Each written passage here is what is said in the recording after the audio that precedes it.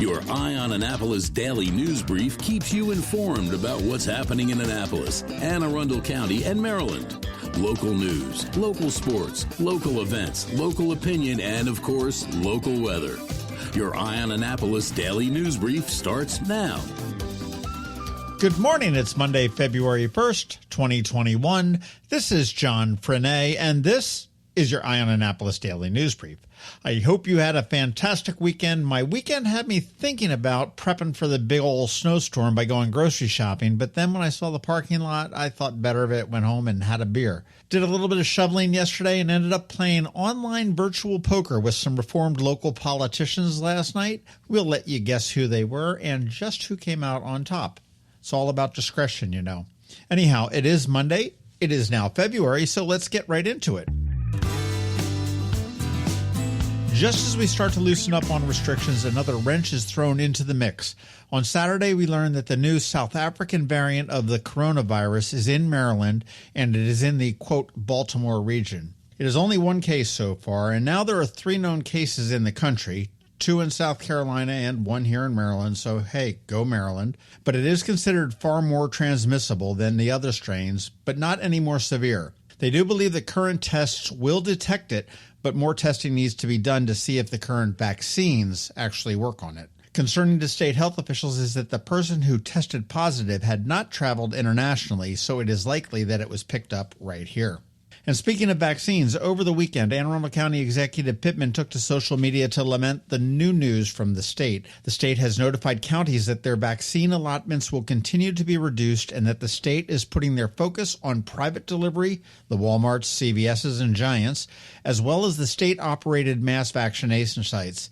As this plays out, all I have to say is that as far as the testing and the vaccinations have gone, our health department right here in Anne Arundel County has been pretty stellar, and I think this is a big mistake on the part of the state.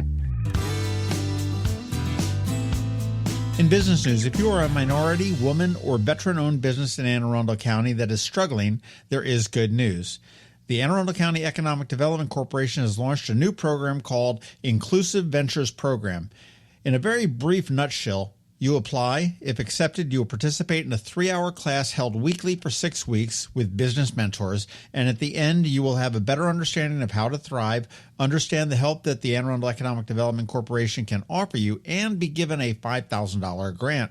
Applications must be submitted by February 19th, and to qualify, you need to be a minority, woman, or veteran-owned business in the county that has at least 2 years of business and is producing some sort of revenue.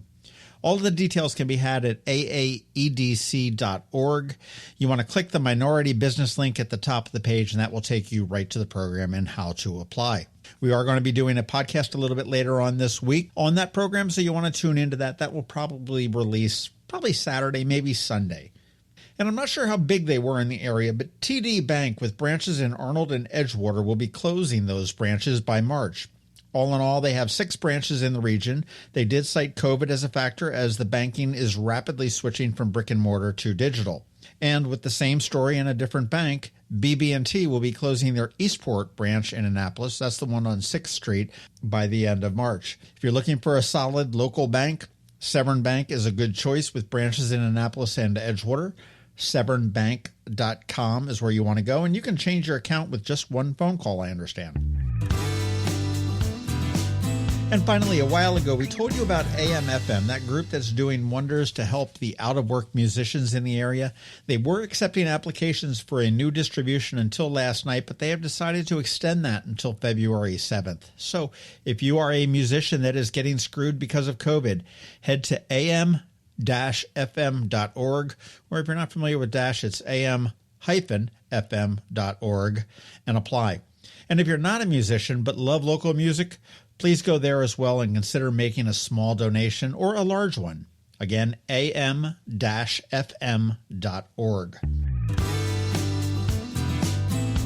Okay, that does wrap up the news for us today. As always, thank you for listening, and if you are somewhere where you can leave us a rating or a review, please do, and make sure you let your friends, family, and colleagues all know about us. A quick thank you to our sponsors for this daily news brief, Solar Energy Services up in Millersville, and to the Kristi Neidhardt Team of Northrop Realty, a Long and Foster company. It is Monday, so of course we have Alsina with CovingtonAlsina here with your Money Monday report, and As we have every day, George Young from DCMDVA Weather is here with your locally forecast weather report, complete with what to expect later on today and tomorrow before we're out of this winter muck. George and Ann are coming up in just a minute, but first here is Rick Peters from Solar Energy Services. Hello, energy consumers. This is Rick Peters, president of Solar Energy Services. Have you been looking for ways to save money recently? Maybe you should consider solar energy for your home. Or are you waiting for the technology to get cheaper? If so, how long are you going to wait? Today's solar costs less than 20% of what it cost 10 years ago. But while solar prices have declined every year, so have the financial incentives. Bottom line, if you wait for cheaper solar, you're also waiting for lower incentives. Take my home, for example. My solar system was installed in 2010, and it's been paid off for almost 5 years, and I no longer have to buy any electricity for another 15 to 20 years. If I waited for cheaper solar, I'd still be paying an electric bill.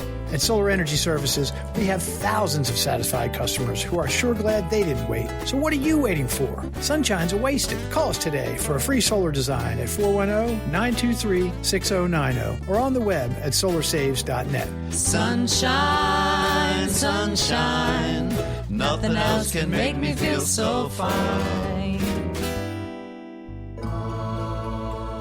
When you live near Annapolis, you know how fickle the weather can be. So you need a truly local forecast that's accurate and reliable. Forecast right here in Annapolis.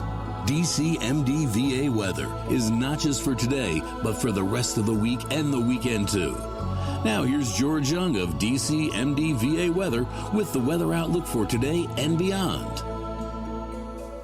Hey everyone, this is George with DCMDVA Weather, and this is your Eye on Annapolis forecast for Monday, February 1st. Round one of a two-phase winter storm brought wintry conditions to the Annapolis region yesterday, with anywhere from 1 to 4 or 5 inches of snow falling in parts of the county, with 3.8 inches being recorded at BWI Airport. Look for some additional snowfall later today and Tuesday morning as a second low-pressure center moves up the east coast, bringing some mixed precip followed by maybe as much as 1 to 3 or 4 additional inches of new snow across the county later today through tomorrow, with temps in the low 30s today and Tuesday before sunshine returns Wednesday and 30 with highs in the upper 30s to lower 40s before the next chance for precipitation returns Friday and lasts through the weekend, which looks like mostly rain at this point, but it will be worth tracking as some additional wintry weather is possible. Okay, that's it for today. This is George Young of DCMDVA Weather. Make it a great day out there. Stay healthy and be safe, and be sure to get our free app on all of your devices by searching DCMDVA Weather in the Apple or Google App Store. And also be sure to follow us on Facebook and Twitter, and use our website each day by visiting DCMDVAweather.com so you can always stay weather informed. Another moving moment from Kristi Neidhardt of the Kristi Neidhardt Team from Northrop Realty, a Long and Foster company. Hi, I'm Kristi Neidhardt. My team and I often get asked, is now a good time to make a move? The answer is absolutely. With interest rates the lowest they've been in nearly 50 years and inventory in high demand, now is the time to let us earn your trust. Whether you're looking to relocate, downsize, or find the home of your dreams, my team and I will guide you through the process and find exactly what you are looking for. Serving people is a passion of mine, and it's what my team does best. That's the Neidhardt difference. That's another moving moment from Kristi Neidhardt. To get in touch, call 410-295-6579 or visit kn-team.com. That's kn-team.com. You work hard for your money. Is your money working hard for you? Managing and investing, it can be confusing. Ann Alsina, a financial planner from CovingtonAlsina, has been helping people make sense of it all for over 17 years. Are you ready? Now here's your Monday Money Report. This is Ann Alsina of CovingtonAlsina with your Monday Money Report. Last week, the market saw significant volatility, ending with a loss to close out January. Given the news and the questions we have gotten from clients, I thought that I would explain the GameStop frenzy today. First, some basic fundamentals. A share of stock is an ownership stake in a company. A small, privately held company might have a few hundred shares outstanding. So even 4 or 5 shares could represent a significant ownership in that company. Apple, on the other hand, has over 17 billion shares outstanding. Owning a few shares of Apple doesn't represent a large amount of ownership. When you own stock, you usually hold it with a brokerage firm or custodian. Most of the time, those stocks are held in street name. It's the equivalent of your money in the bank. The bank doesn't hold your money in a box in the vault for you. It lends that money out to earn interest on it. If there's a run on the bank, FDIC insurance steps in and makes you whole. They have 99 years to do that, by the way. Most brokerage firms do the same thing with your securities. They can lend them out or pledge them as collateral for loans. If they go under, there is insurance called SIPC, Securities Investor Protection Corporation, to protect investors. Then we have short sales. A short sale is a bet that a stock will drop in price. A trader will borrow a share of stock from a broker and sell that stock. He's betting that before he has to return the share he borrowed, the price will drop and he can buy a share to return at the lower price. For example, a trader thinks Cogswell Cogs stock is overpriced. He'll borrow 50 shares from a broker and sell them at $100 a share, the current value. A few weeks later, the price has dropped and he buys 50 shares at $80 a share. He returns those new shares and pockets $20 a share in profits. Sounds like easy money, right? But what if they were wrong about Cogswell Cogs? They announce a new widget and the price soars to $150. That trader now has to buy shares at the higher price, losing $50 a share. With a short sale, your loss is theoretically unlimited. Enter GameStop, Reddit, and an army of retail investors. A hedge fund, or a group of investors who often take large risk in the hopes of realizing big gains, thought GameStop was overvalued. The company was already struggling before the pandemic, when the shutdown shuttered many of their stores and cut revenue. The hedge fund short-sold the stock, betting the price would continue to drop. A financial representative who holds the Chartered Financial Analyst designation and goes by the YouTube persona Roaring Kitty, began posting on Reddit that the stock was undervalued, worth more than it was trading for. He had researched the short positions the hedge funds held on GameStop and created what is known as a short squeeze, when the price of a stock that is shorted begins to rise. As retail investors bought into his theory that GameStop was more valuable than its current price, they began buying shares. This drove up the price, creating more buying as others followed the crowd and the bubble. The hedge funds had no choice but to pay the inflated prices so that they could return the borrowed shares. Now, like most bubbles, if you bought in early and then sold, you could have made a nice profit. But if you held on to those shares or bought them at the top, you could lose a large amount. Several of the new online, low or no-cost trading platforms temporarily suspended trading in GameStop and a few other stocks that were experiencing a similar frenzy. Some have argued that this was done to thwart retail investors and protect the hedge funds. It's important to note that it was individual brokerages and not the stock exchange itself that limited trading. Robinhood, for example, has regulatory requirements to meet around capital obligations and deposits, and the trading frenzy was pushing against those limits. The stock could still be bought and sold on the exchange itself. I'd like to point out that almost all of this was not investing. It was gambling. People saw the price of the stock going up and wanted in on the action. They didn't stop to look at the company they were buying. Is GameStop a good company to own that is going to increase in value and return profits to owners?